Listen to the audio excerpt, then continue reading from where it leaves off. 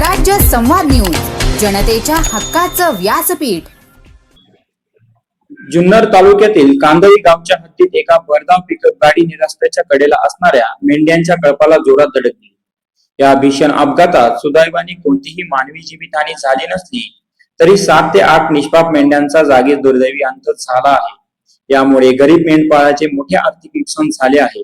हा भीषण अपघात आज दुपारी 1:30 वाजण्याच्या सुमारास पुणे नाशिक महामार्गावरील श्रीराम हायटेक नर्सरी जवळील बडे सर्व्हिस स्टेशनच्या अगदी समोर घडला। एक भरधाव आलेल्या पिकअप गाडी जिचा क्रमांक MS17 CV 5934 आहे, ती अचानक रस्त्याच्या कडेला थांबलेल्या मेंढ्यांच्या कळपात थेट जाऊन शिरली।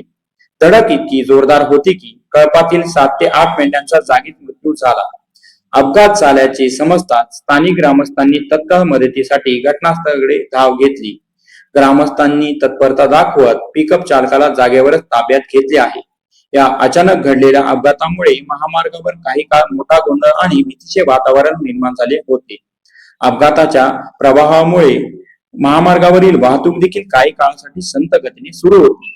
अपघाताची माहिती मिळताच नारायणगाव पोलीस ठाण्याचे पथक घटनास्थळी दाखल झाले असून त्यांनी परिस्थितीवर नियंत्रण मिळवले आहे। एका निष्काळजीपणामुळे गरीब मेंढपाळाचे कधीही भरून न निघणारे नुकसान झाले आहे।